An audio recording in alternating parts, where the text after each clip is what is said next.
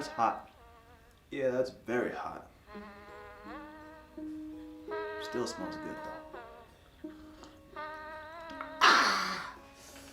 Okay.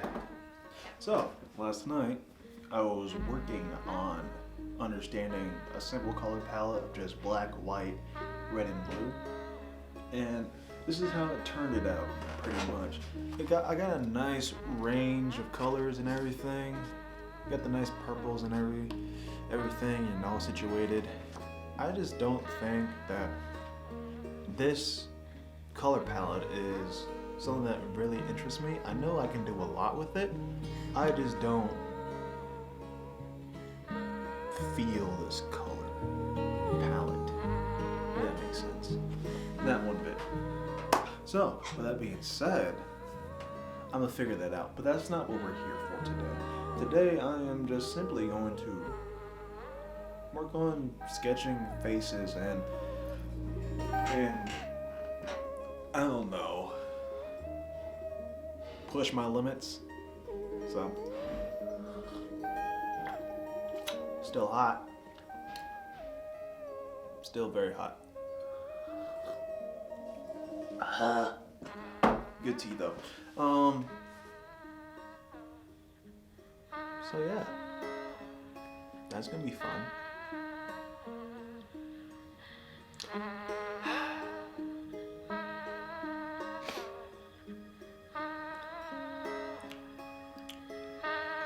So I guess we can start now.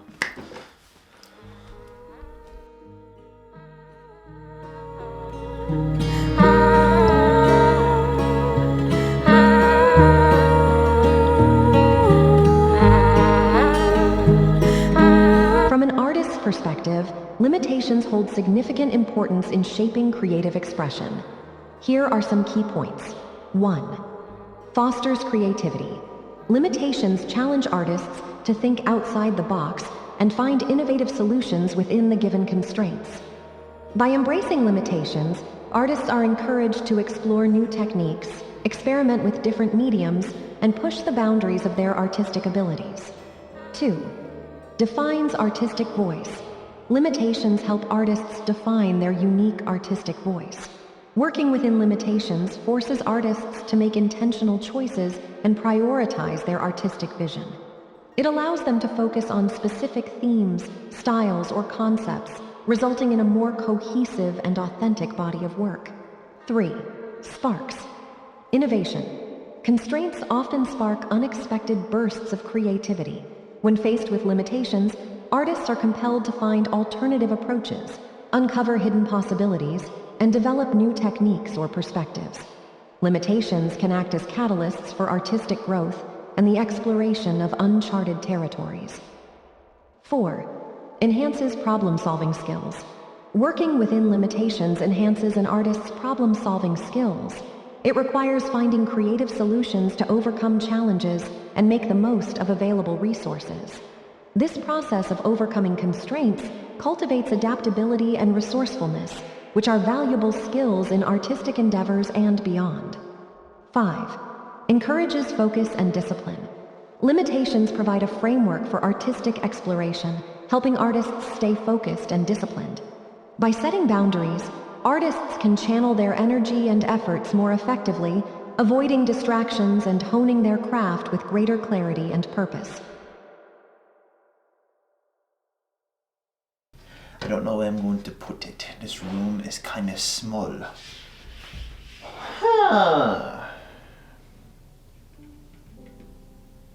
Well, it's gonna go over here, I guess. Cool.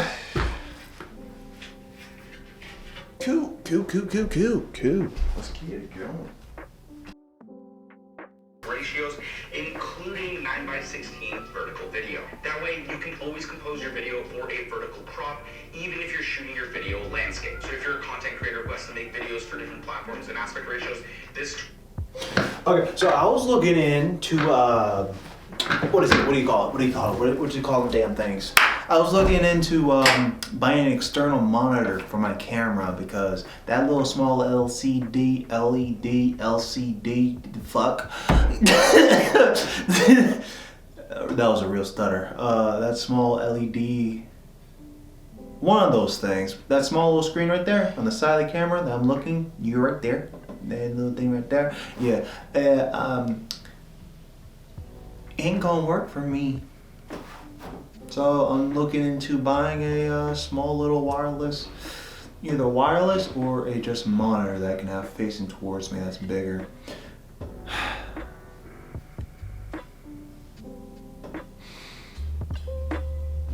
But I need money.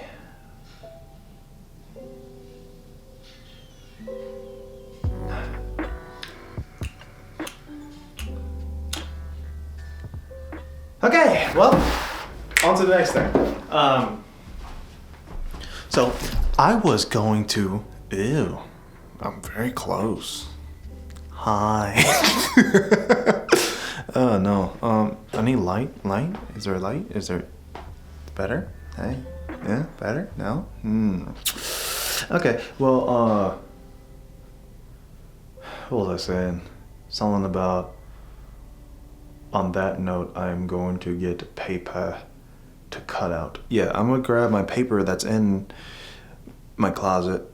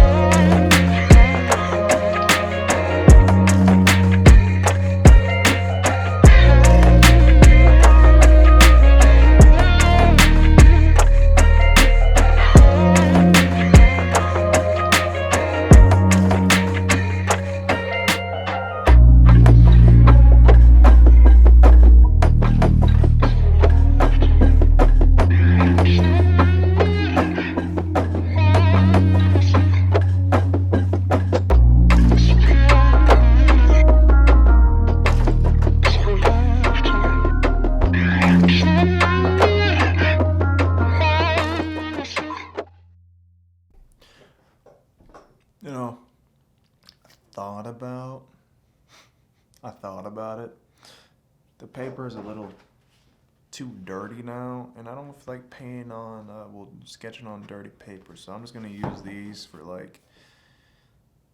testing instead. Because I got I got four 8x10s, which is nice, and I also have five 5x6 sheets of watercolor. I'll just use these for like small little tests or ideas for when I do oil painting, instead of using them. So I'm not even gonna put a layer of acrylic on.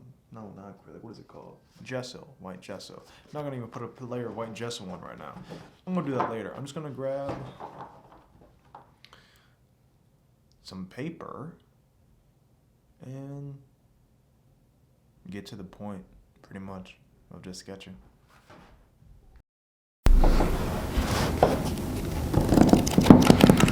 So I got the paper that was already pre-cut. I'm just gonna use these and try to put like one or two faces on her. And I'm not gonna really try to do like anything very detailed. These are mainly gonna be rough sketches just to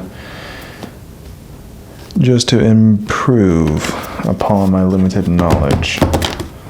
That's all. So let the drawing commence.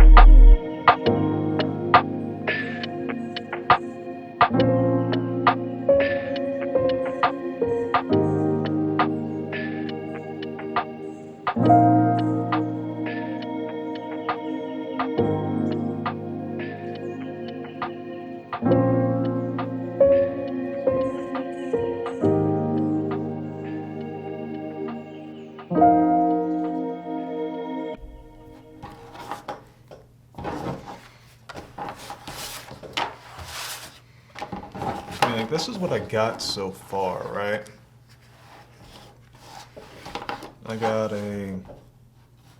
I think it's just a notch. I got two versions of an oval. One that's a little bit wider and one that's more narrow on the sides. Excuse me. I got a rectangle for that nice boxy look, and I got a 3/4 view. Well, I don't know if it's really 3/4, but it's close to it. And this one's more of a oval shaped face head as well. Well,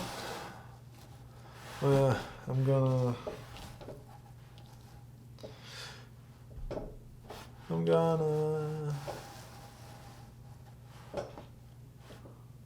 gonna continue drawing until I get bored, really. I got 4 now. Just working on different head shapes.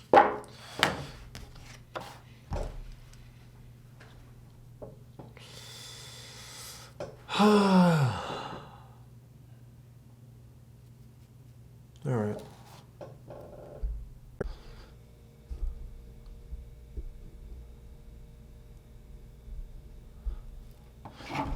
So,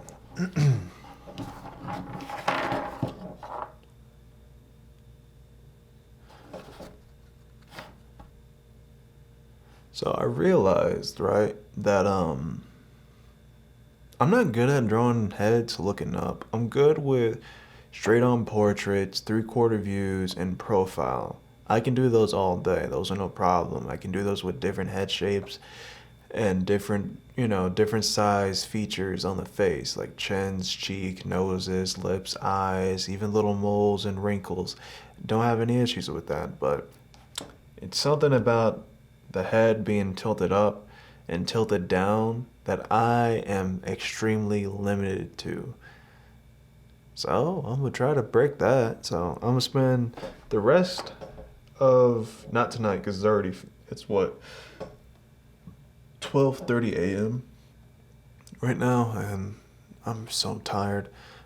But yeah, I'm gonna spend the rest of the week just practicing that and see where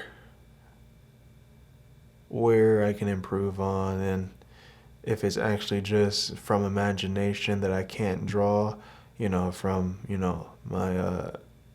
my image library in my head, or if it's actually the fact that I just don't have the time and practice, like the hours in, to actually draw it, which I'm pretty sure is kind of what I was saying earlier.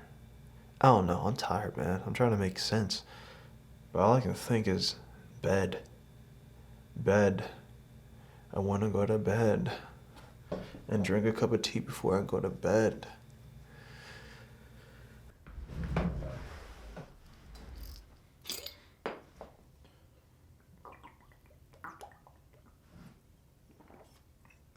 Good computer. So I started off this week with the understanding that I need to get better, or I need to practice more on extreme angles or just heads being tilted up. And I've done a lot of work behind the scenes, behind the cameras and off camera. It's difficult, and this is something that I'm gonna have to continue practicing. So you've seen what I've already drawn beforehand, and within the past 2 days I've taken pictures, and I've taken pictures for reference photos of my own head and face in different angles and views with the same lighting, I guess. Yeah. And I've drawn some, so I think that I've made some type of improvement. Still gotta work on it, but I do know that having the knowledge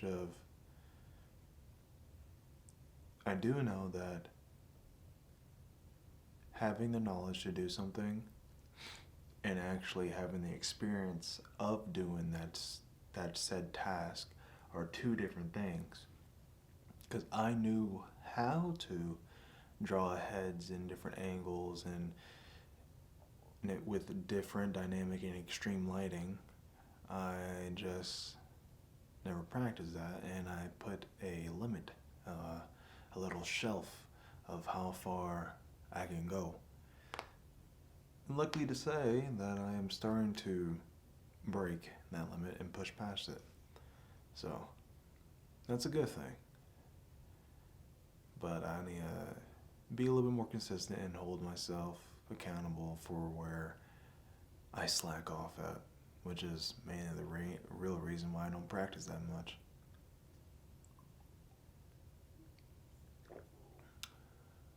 So I'll leave you with this little poem that I wrote.